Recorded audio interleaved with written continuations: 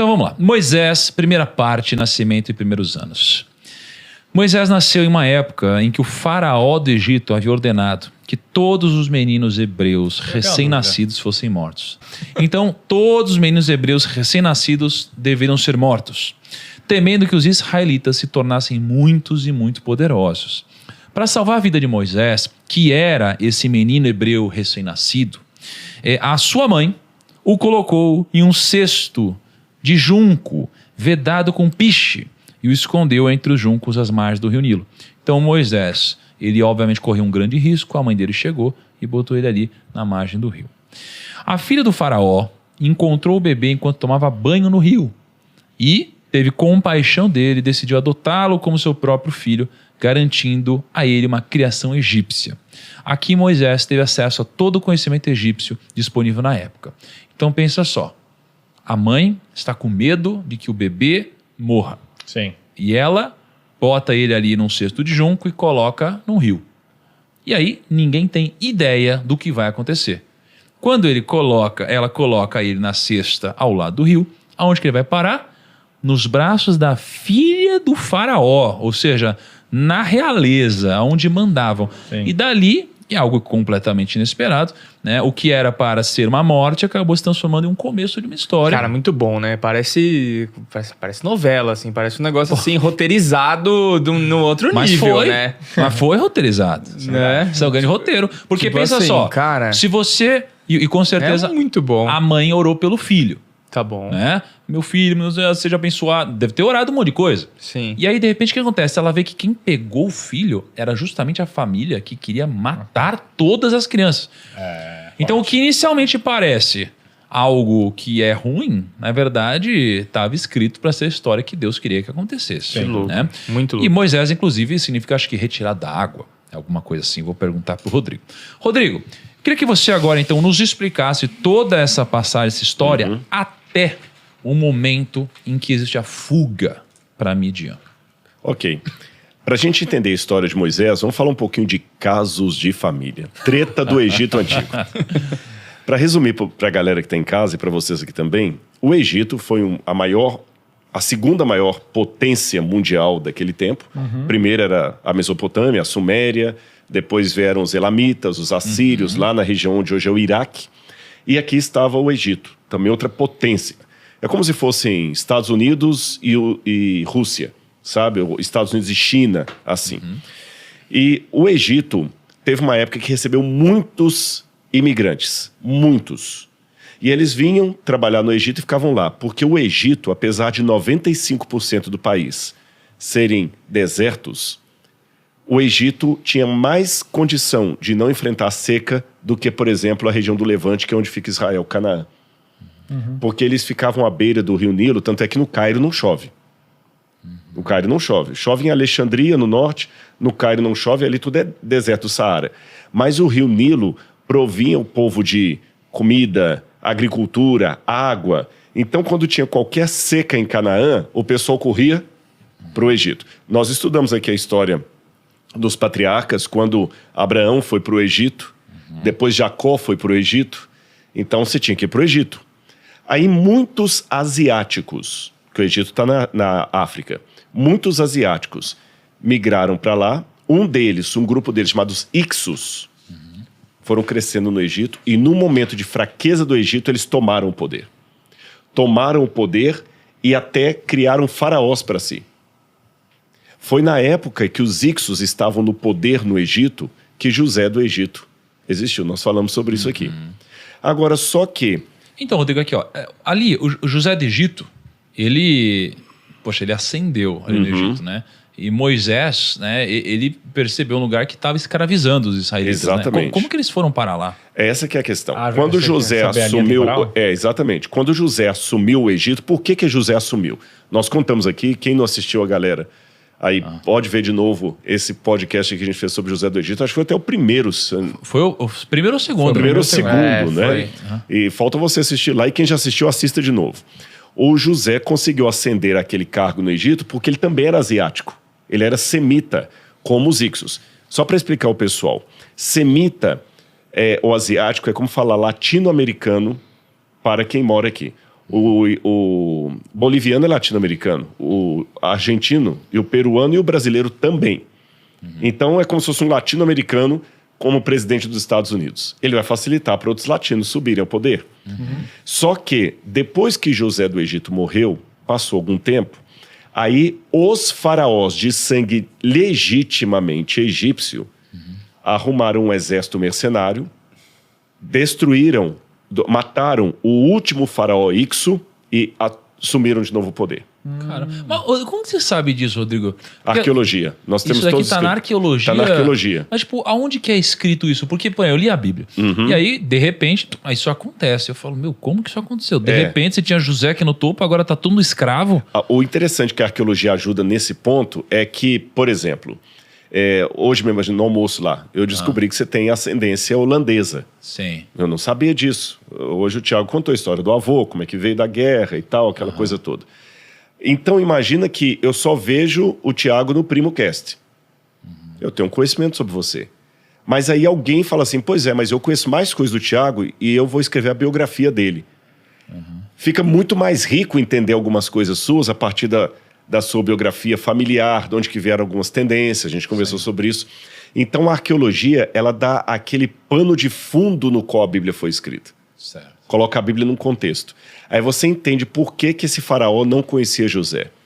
Porque onde a gente encontra isso? Nós temos documentos egípcios, tem os textos das pirâmides, tem textos de historiadores antigos como Heródoto e assim por diante. Então o que a gente sabe pela história antiga é que os Ixos dominaram um tempo o poder, eram estrangeiros que dominaram sobre o Egito. Nessa época, faraó era Ixo e por isso José do Egito vai lá.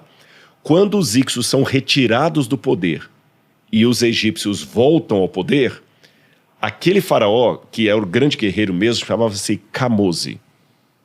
Vocês nunca foram ao Egito, não, né? Não. Eu fui uma vez rapidinho. Assim, mas... As múmias de todo mundo que eu vou citar agora estão no Museu do Cairo. Toda a família lá. O Camose, quando ele vai, ele batalha, só que ele morre na guerra. Ele consegue destronar o faraó Ixo, mas ele morre na batalha. Como ele morreu na batalha, eles colocaram no trono o irmão dele chamado Amose, que tinha 7 anos de idade. 7 ou 8 anos de idade. Era um menino. Então Amose foi o primeiro faraó a assumir o trono do Egito depois que expulsaram os Ixos. Como era um menino de 7 ou 8 anos de idade, ele não sabia nada. Era só uma figura. E como eles tiveram como emblema tirar tudo o que era Ixo ali, para poder não perder mais o país deles, esse Amose era o faraó que não conhecera José. Porque a história de Moisés começa assim, Êxodo capítulo 1, versículo 9, versículo 8. Nesse meio tempo, levantou-se um novo rei no Egito que não havia conhecido a José. É Amose. Agora, você sabe, um menino de 8 anos no poder, quem manda são os conselheiros e tudo mais. Ele é só pro forma ali.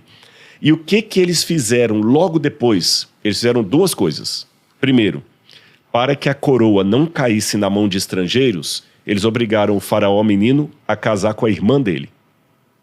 Caramba. E quando eles tiveram um casal de filhos, eles obrigaram os 2 também a se casarem. Nossa. Para que não saísse da família o controle.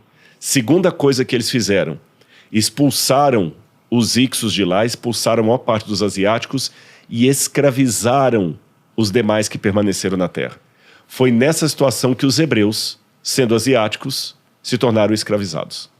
Cara, eu ouvi uma história onde o faraó, ele deu trabalho para todos, e aí ele tinha, obviamente, uma pranchetinha ali, onde ele tinha o quanto cada um produzia, tinha o salário que era pago, né, a remuneração que era dada, e aí ele foi baixando essa remuneração até o momento que quando as pessoas perceberam, elas viraram escravas e ficaram dependentes dele ali. Tem alguma história? Procede. Quando a gente fala escravos no Egito, a nossa cabeça pensa no escravo negro do Brasil colonial. Não, escravidão do Brasil colonial era uma coisa. Ou numa escravidão de capturado de guerra, assim. Exatamente. Assim. Mas mesmo a escravidão capturado de guerra, havia algumas modalidades de escravidão que a pessoa recebia salário. Mas era mais ou menos... Sabe essa escravidão que está acontecendo no mundo hoje? que a pessoa já chega devendo lá no outro país e ele nunca salda a dívida dele. O carinha que vai fazer a roupa ali de uma marca, meio que na Exatamente, Tailândia, assim. que ele trabalha 13, 14 horas por dia, às vezes até mais. E ele nunca consegue saldar a dívida dele. Então, na verdade, dependendo da dívida que a pessoa se entra, ela também se torna uma espécie de escravo. Ela passa a vida toda para pagar a dívida que nunca salda. Assim que eram aqueles escravos. Mas quem deu essa dica para você está correto. Por exemplo, não foram os hebreus que construíram as pirâmides do Egito. Vamos deixar isso bem claro. Quando os hebreus chegaram ali, as pirâmides do Egito já estavam com 900 anos de idade. Aquelas 3. Mas nas pirâmides, por exemplo, você encontra pichação assim. Aqui estão os empregados de Khufu, ou Quéops. E nós temos até quanto que era o salário que eles ganhavam. O salário era em sacas de trigo e pedaços de carne. Então eles ganhavam. Agora, olha que interessante, você falou do nome de Moisés. Os hebreus escravizados, repito, não escravo como o escravo brasileiro negro, mas aquela opressão. Ele ia diminuindo o salário, colocando mais impostos, o camarada não conseguia sair dali, você está entendendo? Ele tinha dívidas impagáveis, dava uma miséria para o camarada sobreviver ali, tratava o hebreu e outros escravos que estavam lá, não só hebreus, como cidadão de segunda categoria. Aí teve um dia que aquele grupo estava crescendo demais. E qual que era o grande medo dos faraós? Essa foi a 18ª dinastia. Quando a gente estuda isso em egiptologia, a gente chama essa de a 18ª dinastia. Qual era o grande medo? Que o Egito caísse de novo nas mãos de estrangeiros. E o que aconteceu na época dos Ixos? Eles vieram num sistema migratório para o Egito, chegando no Egito, e lá eles cresceram e, num momento de fraqueza política, tomaram o poder. Agora os escravos também estavam crescendo demais, especialmente os hebreus. Qual o risco? Eles vão tomar o poder. Então, peraí, vamos mandar matar. Fala com as parteiras que todo mundo que tiver filho homem, elas mandam matar. Só que no início as parteiras não mataram os meninos, elas tiveram dó. Aí o faraó pegou e falou, vai ter que matar. E numa dessas situações, uma mulher judia, ou melhor, hebreia, chamada Joquebed, ela deu à luz a um menino. E ela tentou segurar o máximo que podia o menino. E não teve como. Aí ela teve uma estratégia. Ela colocou o menino, alguns acreditam, Tiago, e existe essa possibilidade, que ela não deixou o menino à deriva no rio, assim, seja lá o que Deus quiser, não. Ela levou até lá no... Parece que, e dá a entender no texto bíblico, eu trabalho com essa possibilidade, que ela deixou de propósito. Ela sabia a hora que a filha do faraó vinha tomar banho. Mas a pergunta que pode fazer é o seguinte, mas por que ela ia entregar o filho para os egípcios que queriam matar? Quando eu pego a história egípcia, eu tenho uma provável resposta para isso. Lembra que eu falei que as famílias estavam casando irmão com irmão? Aí teve um faraó chamado Tutmoses I. Tá certo? Tutmoses I. Aí ele teve uma filha chamada Hatshepsut. Só que esse Tutmoses I, ele não era de sangue real. E ele tinha uma amante. Aí, com a amante, ele teve um filho que também se chamava Tutmoses. Ele obrigou a Hatshepsut a casar com o meio-irmão bastardo dela. Novinha ainda, criança. E, para piorar, a Hatshepsut só teve uma filha. E o marido dela, que era um banana também, ele também tinha um amante e teve um filho homem com a amante. Qual que era o medo da Hatshepsut? Eu não tenho filho homem. O filho do meu marido, que já é meu irmão bastardo, com a amante, tem mais chance de subir o trono do que eu. Caramba, caso de família mesmo. Caso de família. Caraca. Meu Deus, velho. Agora imagina o drama da Hatshepsut. Eu preciso de um filho homem. Eu preciso de um filho homem. Eu preciso de um filho homem. E isso eu resgato pela arqueologia. Por isso que, vou surpreender vocês, diferente do príncipe do Egito, o faraó do Êxodo não foi Ramsés. Porque essas histórias todas devem ter acontecido na 18ª dinastia. Depois eu posso explicar por quê. Mas antes de falar como é que foi... falar a estratégia de Joquebed. A Hatshepsut precisa de um filho. Era uma menina. que já estava obrigada a casar com o cara lá, e como eu falei, quando ela casa com ele, ela vai ter uma filha chamada Neferuri, que vai morrer criança também. Ela estava banhando no rio Nilo. O rio Nilo era considerado pelos egípcios um deus, o deus Rapi. Então, a Joquebede falou com Miriam, vai lá, coloca o seu irmão no cestinho que eu preparei e coloca ele na margem do rio e vai olhando de longe. E deixa o cestinho ir até onde está a princesa. Por que ela fez o cesto de junco? Sabe o que é o junco aqui? Papiro. É o papiro, que tem papiro demais lá. Tem cestos de papiro no Egito. E uma coisa curiosa que a gente descobre, que naquela época o Nilo tinha hipopótamo e crocodilo. Tinha muito hipopótamo e crocodilo no Nilo. Caramba. Só que eles acreditavam que o cheiro do papiro espantava esses bichos. Então ela, talvez acreditando nisso, colocou o menino num cesto de papiro, porque aí não tinha risco de um animal chegar.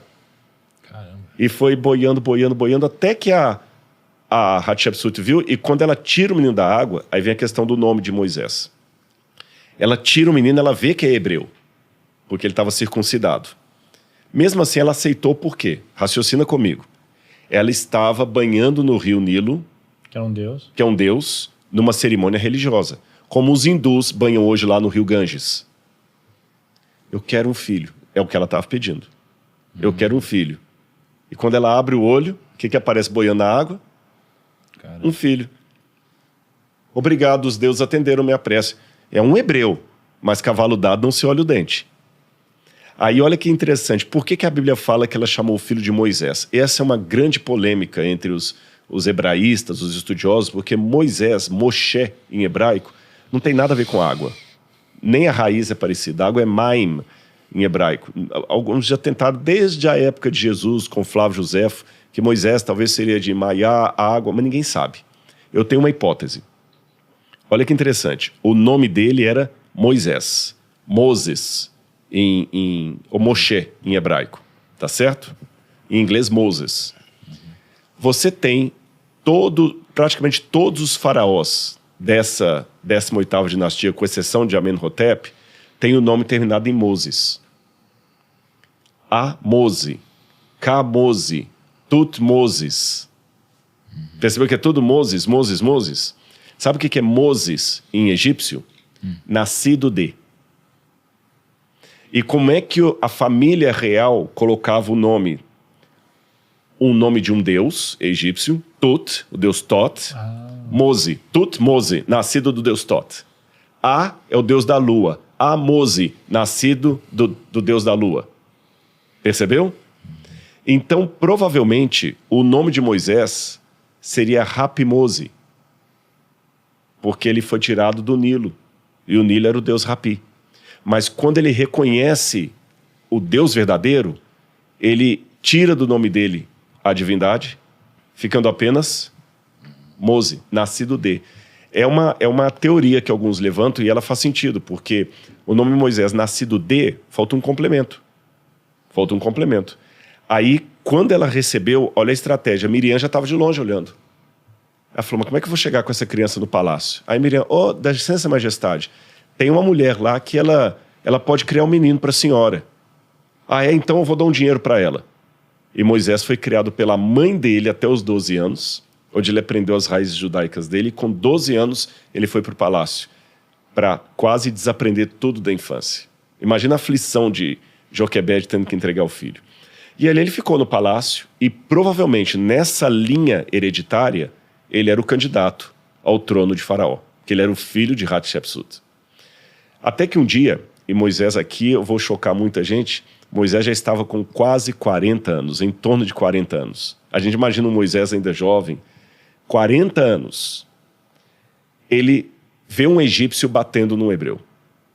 Aí ele pega e com ódio, ele mata aquele egípcio e desesperado depois ele enterra o corpo do cara na areia. Aí quando ele enterra, ele fica fingindo que nada aconteceu. Aí um hebreu estava brigando com o outro.